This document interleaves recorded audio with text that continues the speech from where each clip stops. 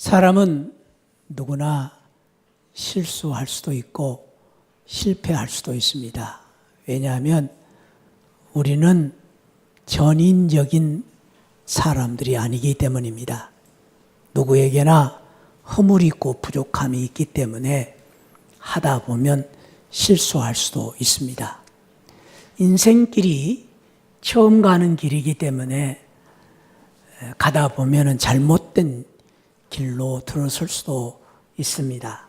문제는 누구나 실수할 수도 있고 실패할 수도 있지만은 누구나 다 실패자가 되는 것은 아닙니다.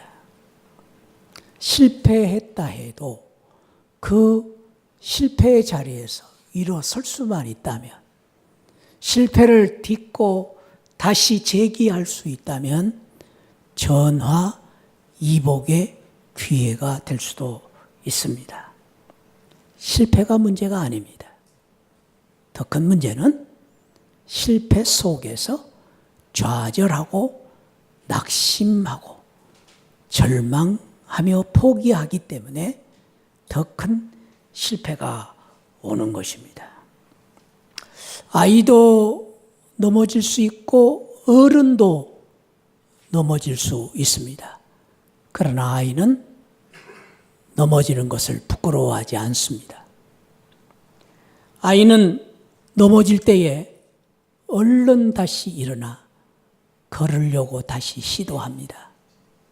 그런데 나이 드신 어른들을 보면 넘어지면 부끄러워하고, 넘어지면 낙심을 하고, 넘어지면 좌절을 하기 때문에 그것이 더 큰 병이 되기도 하는 것입니다. 현명한 사람과 바보의 차이는 무엇일까요? 현명한 사람은 실패 속에서 배우는 사람이라면 바보는 실패 속에서 주저앉아 낙심하고 끝나는 사람이라고 말할 수도 있습니다. 오늘 우리가 읽은 성경에 보면은 그렇게도 참 훌륭했던 사람이 한순간에 실패의 자리에 일러 낙심하고 절망하고 심각한 우울증에 빠져있는 한 사람을 보게 됩니다. 누굽니까? 엘리야입니다. 이 엘리야 선지자는 구약의 가장 어려운 시대에 종교적으로, 정치적으로, 또 도덕적으로 가장 부패하고 악한 시대에 사역을 했던 선지자이면서도 최고의 선지자 중에 선지자였습니다. 그 평가를 받게 되는 가장 큰 이유 중에 하나는 예수님이 제자들을 데리고 변화산에 오르셨을 때에 천상에서의 어전회의 모습을 보여주실 때에 구약의 대표적인 두 사람과 함께 서 계신 것을 보게 됩니다. 한 사람은 율법의 대표자인 모세요, 한 사람은 선지자의 대표인 엘리야입니다. 그런 면에서 이 엘리야가 얼마나 위대한 선지자였는가. 엘리야는 죽음을 보지 않고 하늘나라에 올라간 사람이기도 했습니다. 그만큼 엘리야는 구약시대의 위대한 선지자였습니다. 뿐만 아니라 이 엘리야는 가장 구약시대 때의 왕 중에서 가장 악랄하고 또 타락했던 이 아합 왕의 죄를 지적하고 책망을 했던, 왕권에 도전해서 감히 그 왕의 잘못을 책망을 했던 선지자였습니다. 뿐만 아니라 이 엘리야는 영적 각성운동을 통해서 백성들을 다시 일으키고 그리고 나라를 다시 일으켰던 그런 영적 각성의 선두자이기도 했습니다. 엘리야는 이방 선지자 바알과 아세라 선지자 850명과 갈멜산에서 누가 진짜 하나님인가? 너의 하나님이 진짜 하나님인가? 내가 믿는 하나님이 진짜 하나님인가?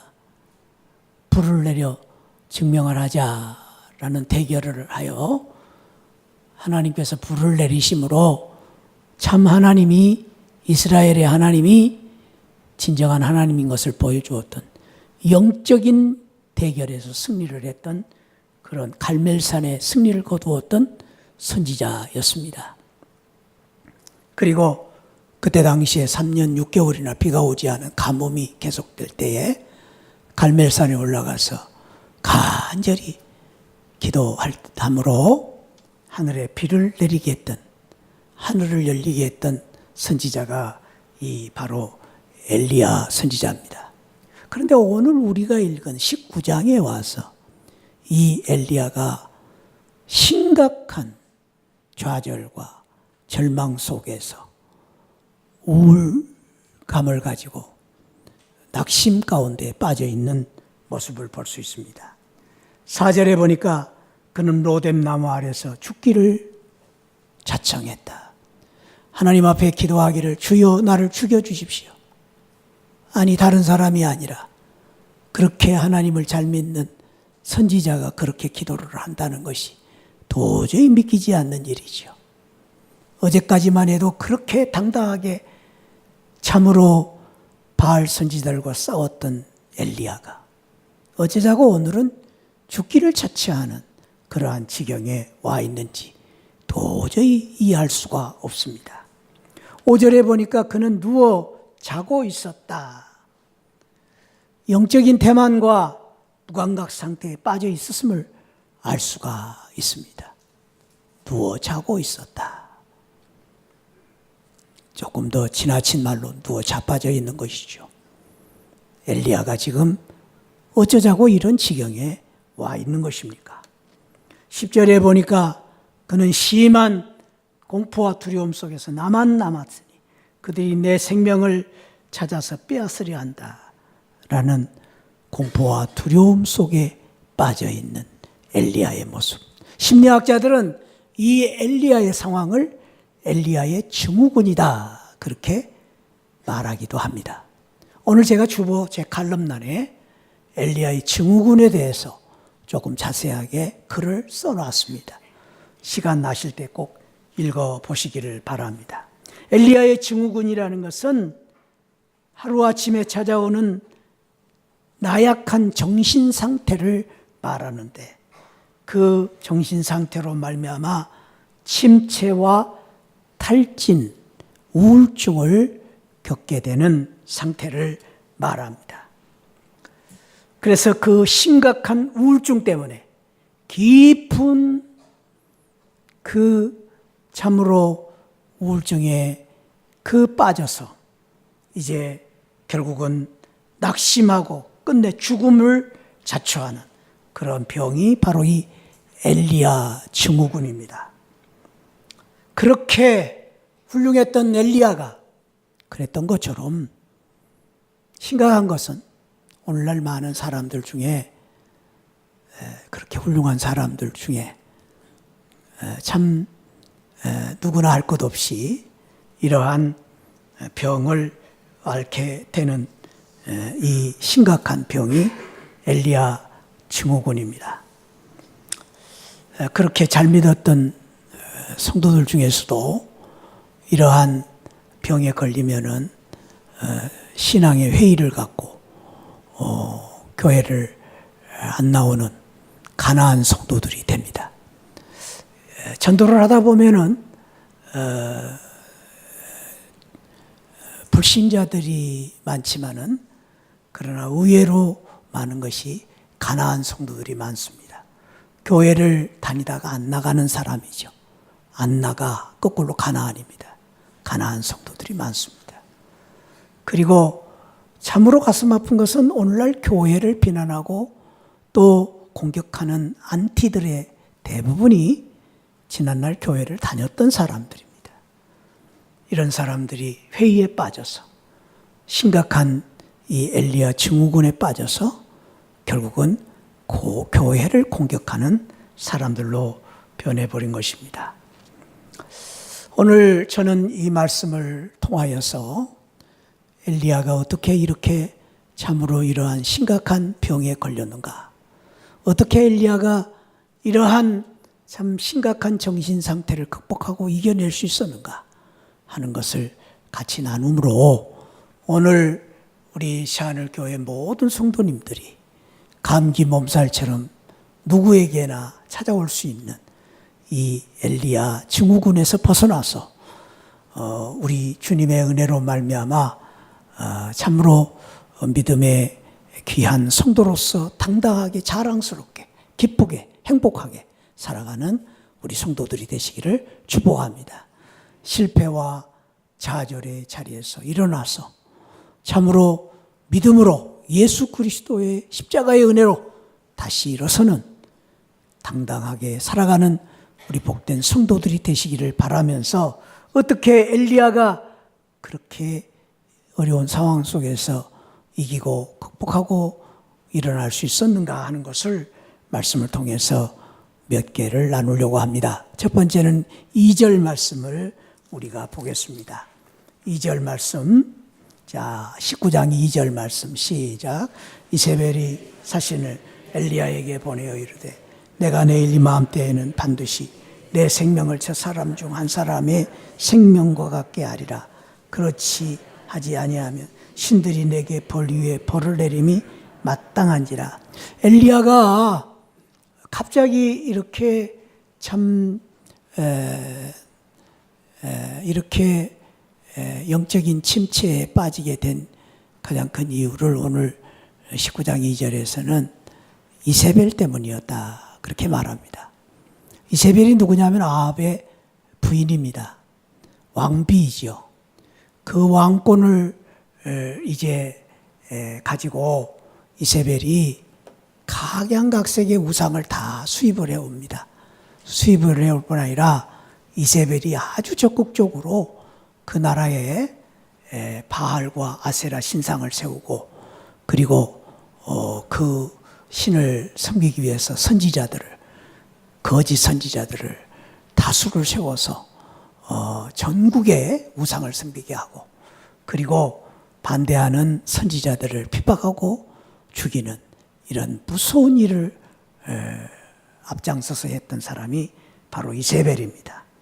근데 그 이세벨이 오늘 보니까 사람을 보내서 엘리야에게 협박을 하기를 너는 내일 내가 죽여버릴 것이다. 세상말로 그렇지요. 이 사람 내 생명을 저 사람 중 한 사람 같이 할 것이다. 내가 내일 이맘때에는 반드시 너를 네 생명을 빼앗을 것이다. 그렇지 아니하면 신들이 내게 벌을 내릴 것이 마땅하기 때문에 내가 신을 이제 참 대신해서 너를 죽이겠다라는 협박을 한 것입니다. 여러분 같으면 이런 말을 들으면 어떻게 하시겠습니까? 여러분은 몰라도 저 같아서 도망을 쳤을 것입니다.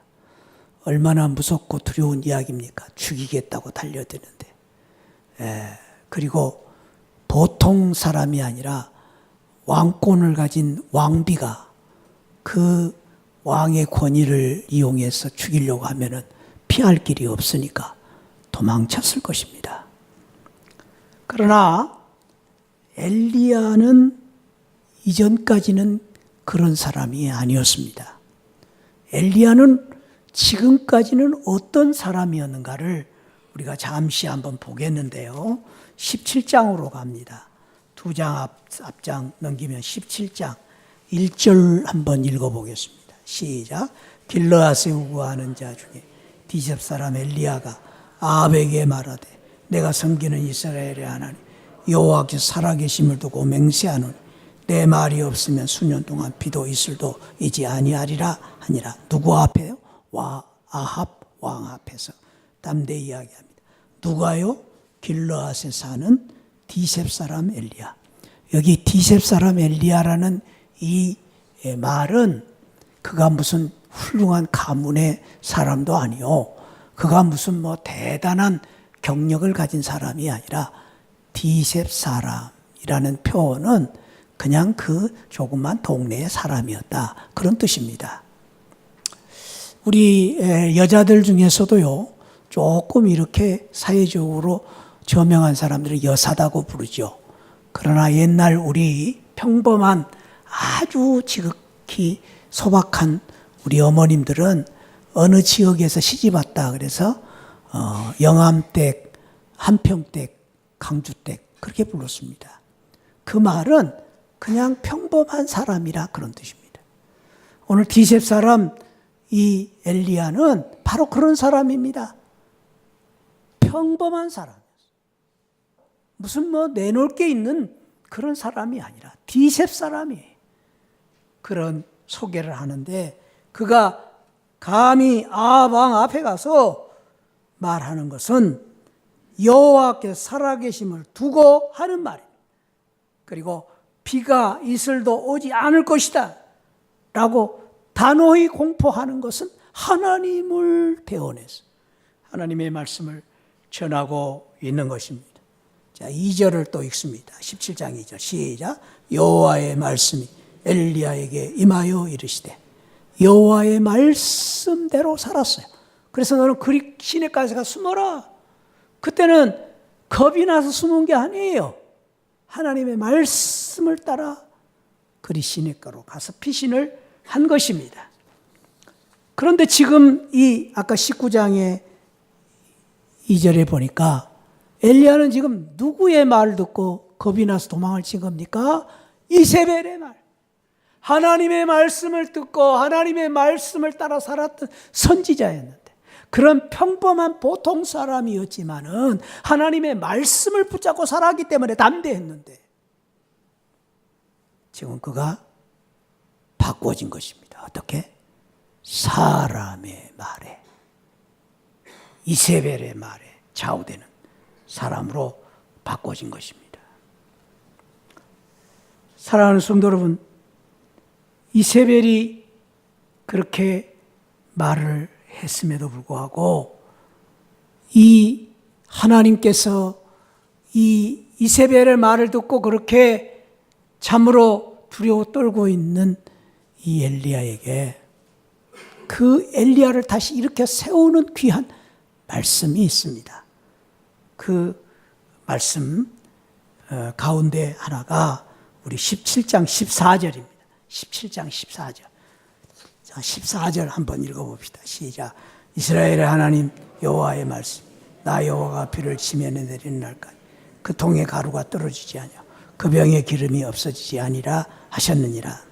이 14절 말씀은 엘리야가 비가 오지 않아서 가뭄이 들 때에 하나님께서 말씀하시기를 너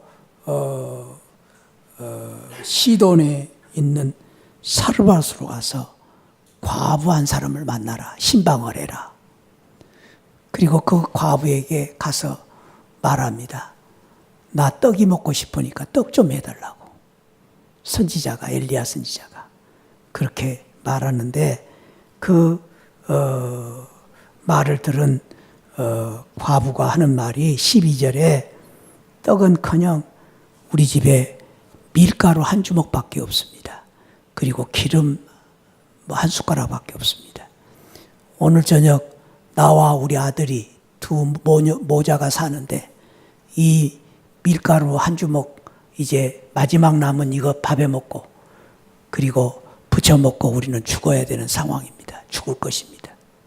그렇게 찢어지게 가난한 과부에게 찾아가서 엘리야 선지자가 떡을 해달라고 한 것입니다. 여러분, 세상 말로 벼룩의 간을 빼먹지 어떻게 선지자가 그렇게 가난한 사르밧 과부한테 가서 떡을 해달라고 합니까? 몰라서 그랬을까요? 다 아는데. 그런데 왜 그랬는가? 도저히 이해가 안 돼요. 엘리야 선지자가 왜 그랬는가? 이해가 안 돼요. 근데 오늘 14절에서 그 해답을 이렇게 말합니다.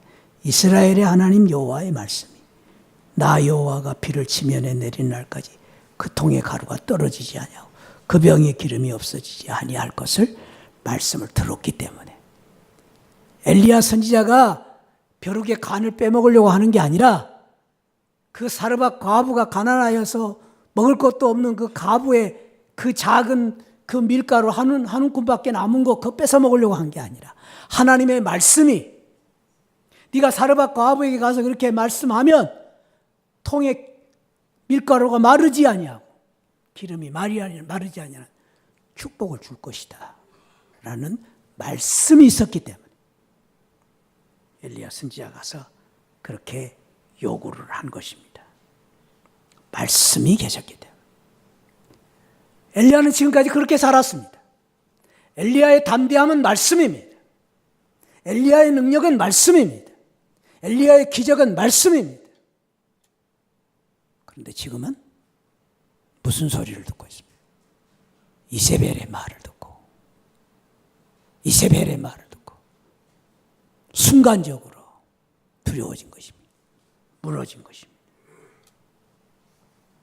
이러한 엘리야를 하나님께서 고치시기 위해서 중요한 말씀을 주십니다. 19장 우리 11절 오늘 우리가 읽은 말씀인데요. 제가 다시 읽습니다. 여호와께서 이르시되 너는 나가서 여호와 앞에서 산에 서라. 왜 서라 하십니까? 세미한 음성을 들으라고. 근데 여호와께서 지나가시는데 여호와 앞에 크고 강한 바람이 산을 가릅니다. 바위가 부서지는 바람 소리가 있습니다. 그런데 거기에 여호와께서 계시지 않았습니다. 바람 위에 지진이 있으나 지진 가운데서도 여호와께서 계시지 않습니다. 그런데 12절에 보니까 불 가운데서 여호와께서 계시지 아니하더니 불 후에 세미한 음성이 들립니다. 오늘 하나님이 엘리야를 살려주는 방법은 그것입니다. 엘리야야, 바람 소리, 이런 바람 저런 바람, 그 바람 소리가 때로는 지진을 일으키는 바람 소리요, 강하고 또 산을 가르는 바람 소리 같지만 바람 소리 무시해라 그 말이에요. 바람은 불었다가 꺼지는 소리다. 바람 소리 때문에 흔들리지 말라는 거예요. 저는 이 말씀을 생각하면서 우리에게 교훈을 주시는 교훈으로 이렇게 한번 우리가 마음에 새겨보면 좋겠습니다. 저를 한번 따라합시다. 잡소리, 바람소리 무시하고 하나님 말씀 들으라. 그래야 삽니다. 그래야 흔들리지 않습니다. 왜 우리가 마음이 약해지고 왜 우리가 흔들립니까? 왜 우리가 갑작스럽게 엘리야처럼 이런 병에 듭니까? 세상의 소리 때문에. 잡소리가 너무 많아요, 세상에. 세상에 이런 말 저런 말들이 너무 많아요. 거기에 우리가 마음이 빼앗기다 보니까 마음이 약해지는 거예요. 그럴 수밖에 없어요. 세상에 이런 말 저런 말들이 들리니까. 교회도 그래요. 이런 사람 저런 사람들이 모이다 보니까 이런 말 저런 말들이 많이 들리는 게 당연해요. 그런데 거기에 머무르면 안 됩니다. 저와 여러분들이 사는 것은 그 여러 가지 소리들이 들리지만 그럼에도 불구하고 우리가 더 깊이 들어야 되는 것은 우리가 더 사모하고 여호와의 산 앞에서 우리가 들어야 될 말씀은 하나님의 말씀. 그 말씀을 듣고 그 말씀을 중요하게 여기고 그 말씀을 따라 살아야 우리가 세상을 이길 수가 있습니다. 할렐루야. 기독교는 말씀의 신앙입니다. 말씀을 잃어버리면 우리의 신앙을 잃어버리는 것입니다. 저는 이 말씀을 따라서 이러한 귀한 하나님의 교훈을 생각해 봤습니다. 한번 저를 따라합시다. 성도는 말씀으로 배가 불러야 행복해진다. 아멘. 말씀으로 배가 부를 때 성도는 기쁨이 있어요. 말씀으로 배가 불러야 성도는 은혜가 있어요. 말씀이 없기 때문에 성도가 가난한 거예요. 말씀이 없기 때문에 성도가 흔들리는 거예요. 교회를 오래 다녀도 말씀이 없으면 모래 위에 지은 집과 같아요. 그러니까 조그만 비바람이 불어도 흔들리는 거예요. 아니요. 오늘 우리가 사는 것은 실패의 자리에서 내가 어렵고 힘들수록 여호와의 산 앞에 서서 하나님의 세미한 음성을 듣기를 사모하고 들을 줄 아는 성도들이 되셔서 그 말씀으로 배가 부르고 그 말씀으로 힘이 있고 그 말씀으로 능력을 얻고 그 말씀으로 행복해지는 성도들 되시기를 축복합니다.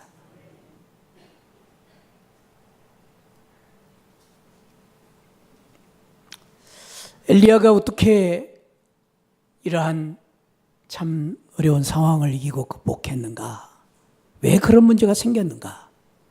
오늘 19장 3절을 보시겠습니다. 3절 시작.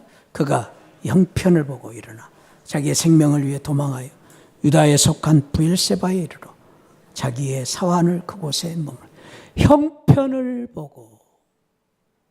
형편이 어때요? 엘리야가 지금 당한 상황이 어떻습니까? 어려운 상황입니다. 쉬운 일이 아닙니다. 죽이겠다고 달려드는데 왕비가 왕권을 휘두르며 죽이겠다고 달려드는데 얼마나 어려운 상황입니까? 상황을 보고 엘리야가 도망을 쳤다고 했습니다. 그런데요, 사랑하는 성도 여러분, 상황이라는 게 뭡니까? 형편이라는 게 뭡니까? 냉정하게 우리가 한번 생각해 봐야 됩니다. 자, 지금 이세벨이 엘리야에게 협박을 합니다. 너 죽여버릴 것이다. 제가 이렇게 표현을 쓰는 거 그냥 그 과격한 이세벨의 표현이에요. 근데 물어봅시다. 지금 엘리야 죽었어요? 살았어요? 모르시겠어요? 아직 안 죽었어요. 자, 이세벨이 지금 이 엘리야를 협박하고 그리고 엘리야를 지금 이렇게 위협을 하는데 엘리야의 지금 진정한 어려움은 무엇입니까? 상황이 어떻게 변했습니까? 아니요, 그 상황은 예나 지금이나 똑같은 상황이에요. 옛날에도 엘리야는 그러한 위협을 수없이 당했고 바알 선지자를 850명과 싸울 때도 엘리야는 더 어려웠고 힘들었어요. 여러분, 이걸 가리켜서 많은 사람들이 이야기할 때 상황의 허구다 그렇게 말합니다. 상황을 우리가 이야기하는 상황이 어렵다 하는데 사실은 내면을 들여다보면 그 상황의 내면 속에는 어려움도 있지만은 사실은 큰 문제가 없습니다. 근데 우리가 그 상황을 너무나도 부정적으로 보고 그 상황의 해석을 너무나 지나치게 하기 때문에 그 상황이 어려워진 것입니다. 상황이 어려운 게 아닙니다. 문제는 내 자신의 마음이 그 상황에 좌우되는 것이 문제입니다. 옛날에도 그랬어요. 엘리야는 죽을 고비가 수없이 많았어요. 자, 18장. 우리 18장은, 열왕기상 18장은 정말로 또 우리 한번 꼭 이거 뭐 깊이 읽어야 될 말씀 중에 하나지요. 갈멜산에서의 이 엘리야의 통쾌한 승리의 장면. 18장 19절 한번 보십시다. 19절 시작. 그런즉 사람을 보내온 이스라엘과 이세벨의 상에서 먹는 바알 선지자 450명, 아세라 선지자 400명, 갈멜산으로 모아 내게로 나오게 하소서. 누가요? 엘리야가. 몇 명과? 850명. 엘리야는 옛날에 상황이 이렇게 어려웠어요. 그런데도 850명 나와라 그랬어요. 너들 다 데리고 오라 그랬어요. 전혀 엘리야가 그때는 상황에 대해서 어려움이 없었어요. 22절에 보니까 그런 상황 속에서 엘리야는 백성에게 말하기를 선지자는 나만 홀로 남았다. 바알 선지자는 450명, 아세라 400명, 850명이다. 나만 남았다. 850대 1입니다. 그런데 그러한 속에서 엘리야는 전혀 그 상황에 대해서 두려움이 없었어요. 엘리야는 거기서 도망가지 않았어요. 왜 그랬는가? 18장 36절입니다. 18장 36절 시작. 저녁 소제 드릴 때 이르러 선지자 엘리야가 나아가서 말하되 아브라함과 이삭과 이스라엘의 하나님 여호와여 주께서 이스라엘 중에서 하나님이신 것과 내가 주의 종인 것과 내가 주의 말씀대로 이 모든 일을 행하는 것을 오늘 알게 하옵소서. 여기서 중요한 구절이 엘리야는 그 상황을 보지 않았어요.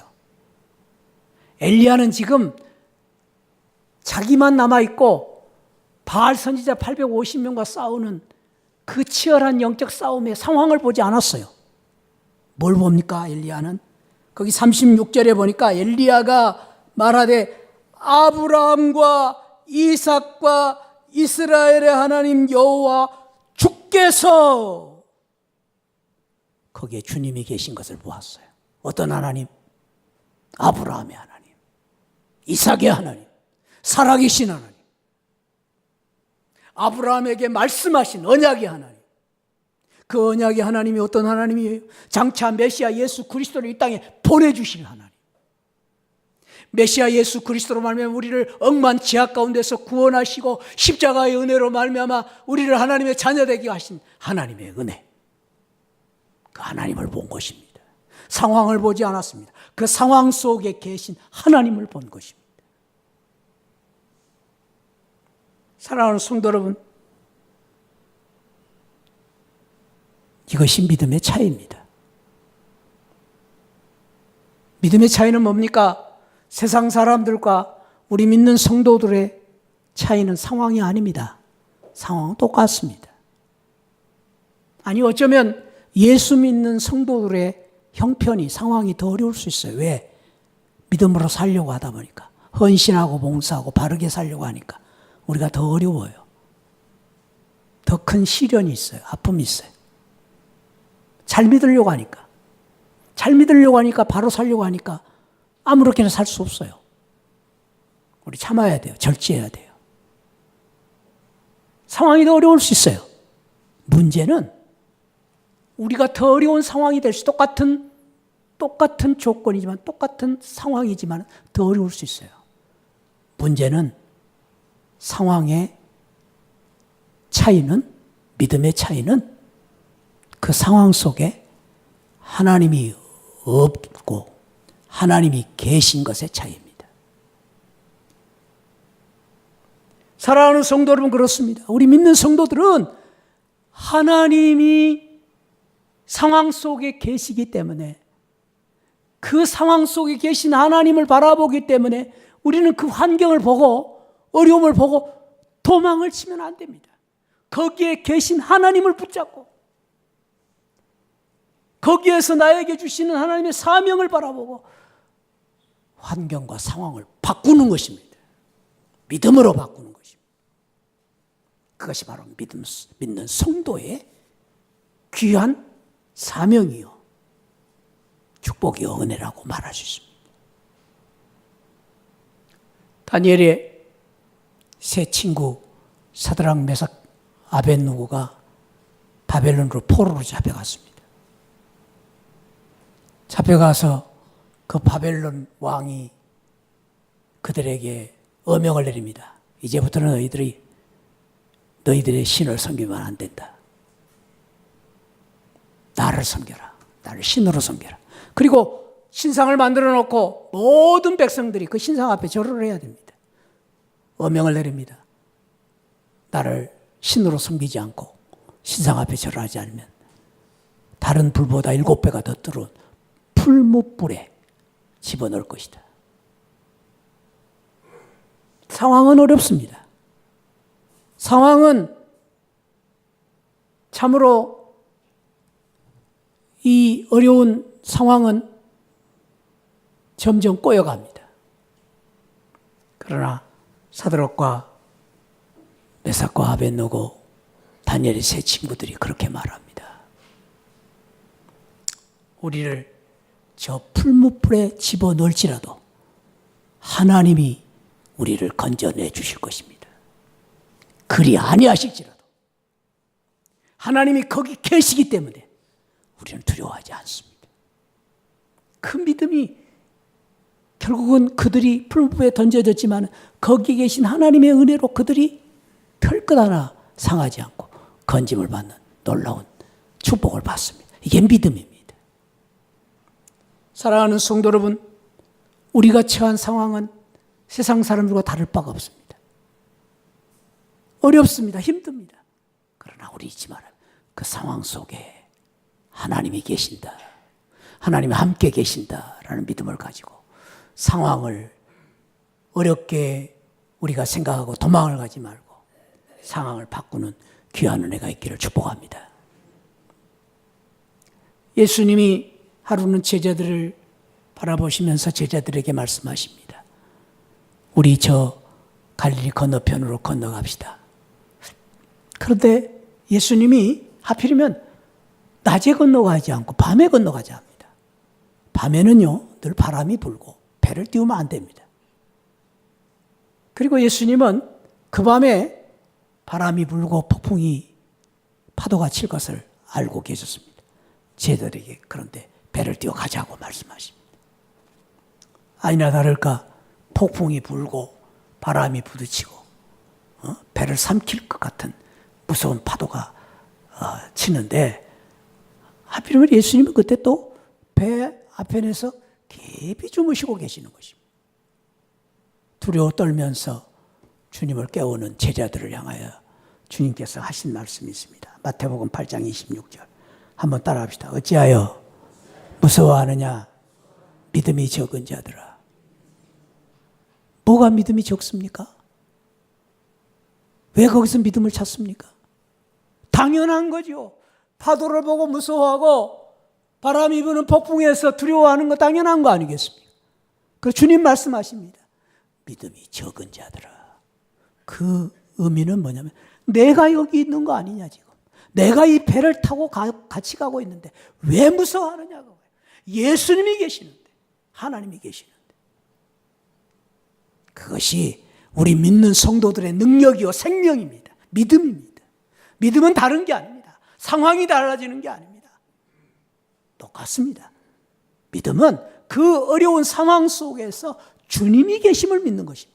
하나님이 함께 계시고 하나님이 살아 계시고 하나님은 어제나 오늘이나 변함이 없으시고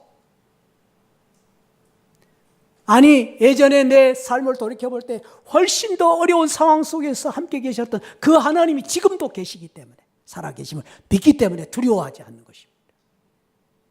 사랑하는 성도 여러분, 여러분들이 어떤 어려움, 어떤 상황 속에서도 거기에 여러분과 함께 계시는 하나님을 바라보시고 하나님을 믿음으로 두려워하지 말고 상황을 보고 도망을 치지 말고 믿음으로 상황을 바꾸는 우리 성도들 되시기를 축복합니다. 어떻게 바꿉니까? 하나님이 계시지 않습니까? 주님이 계시지 않습니까? 주님이 계시는데 하나님이 계시는데 그 믿음으로 바꾸는 것입니다. 마지막으로 오늘 어떻게 이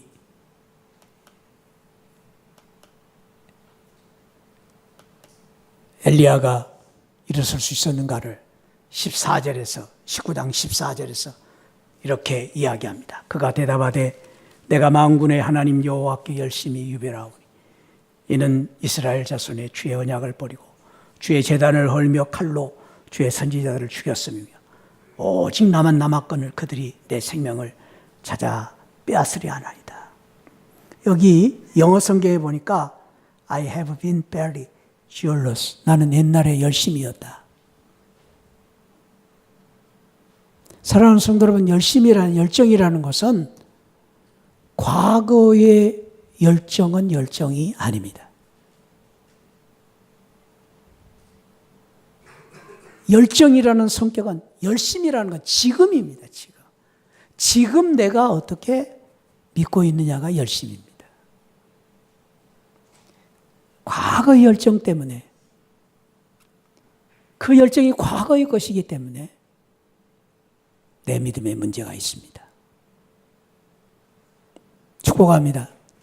우리 시아는 성도님들은 옛날보다도, 여러분들이 지난날 그렇게 열심히 믿었던 그때보다도 오늘 더 열심히 믿는 성도들 되시기를 축복합니다. 그게 우리가 사모해야 됩니다. 오늘 더 기도하고, 오늘 더 열심히 봉사하고 섬기는 성도로 살게 하여 주옵소서. 그리고 오늘 성경 말씀의 14절에서 엘리야의 이 문제는 내 중심의 열심이었습니다.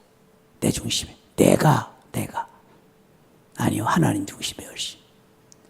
그래서 나 중심의 열심을 하나님 중심의 열심으로, 잃어버린 열정을 다시 회복함으로 엘리야가 그 자리에서 일어설 수 있었던 것입니다. 로마서 10장 1절에서 3절에서 바울은 우리에게 이렇게 권면을 합니다.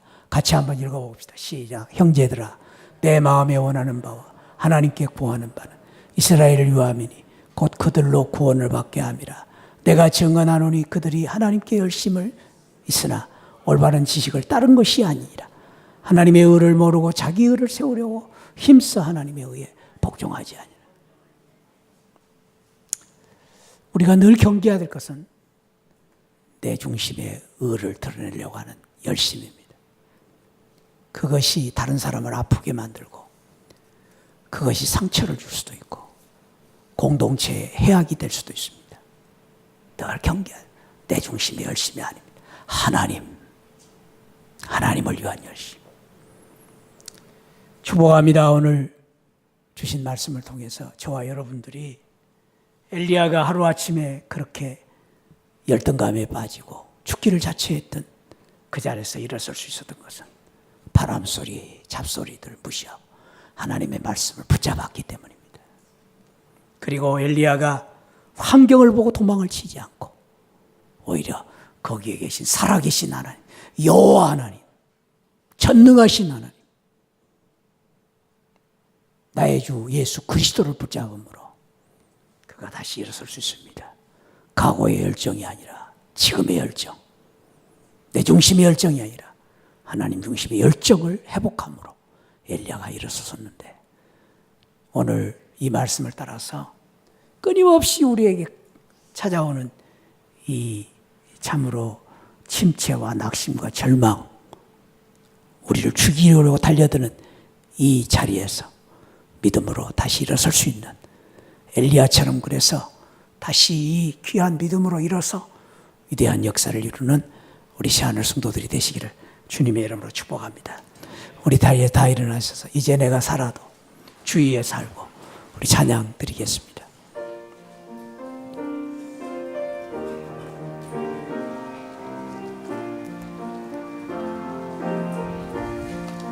이제 내가 살아도, 이제 내가 살아도 주 위에 살고, 아멘. 이제 내가 죽어도, 이제 내가 죽어도 주 위에 죽네. 하늘 영광 보여주며, 하늘 영광 보여주며 나로라. 아멘. 할렐루야 찬송하며, 할렐루야 찬송하며 주께 갑니다. 주께 갑니. 아멘. 그러므로 나는 사나주구나. 그러므로 나는 사나주구나. 주님의 것이요. 아멘. 사나주구나.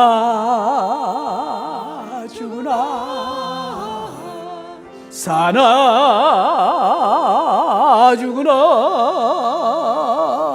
날 위해 피 흘리신 내 주님의 것이. 우리 형제님들이 이제 내가 떠나도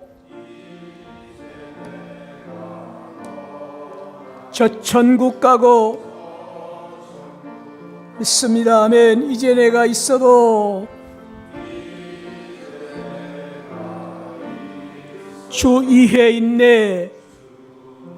믿습니다. 우리 자매님들 우리 예수 찬송하며 나는 가겠네.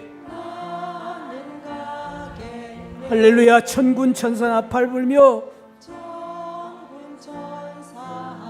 마중 나오네. 그러므로 사나 죽으나 우리 다 같이 그러므로 나는 사나 주님의 것이요. 있습니다. 사나 죽으나 주님의 것입니다.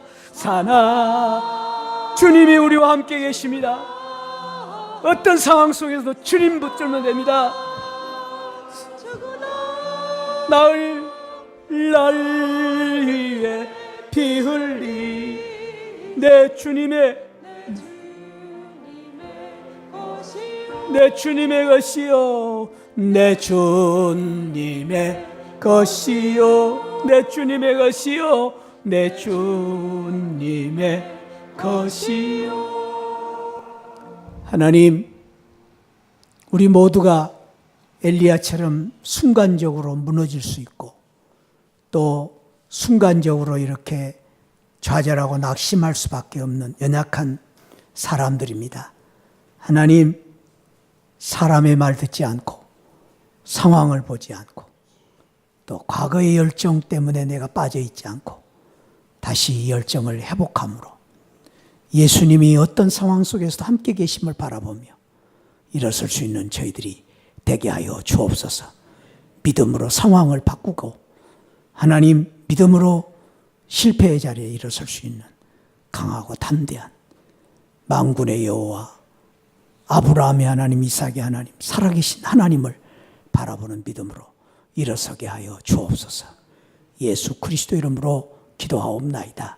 아멘. 지금은 날 구원해 주신 우리 주 예수 그리스도의 십자가의 은혜와 우리 하나님 아버지 만극하신 사랑과 성령 하나님의 감동, 감화, 충만하신 은혜가 엘리야가 심각한 낙심, 절망의 자리에 있었지만 다시 일어선 것처럼 오늘 우리 새하늘 성도님을 일으켜주시고 다시 한번 담대함을 주시고 마음의 병을 고쳐주시고 그 주님을 바라보고 붙잡고 살기를 원하는 우리 모든 성도들 심령 후에 지금으로부터 영원토록 함께 계시기를 축원하옵나이다. 아멘. 아멘. 아멘.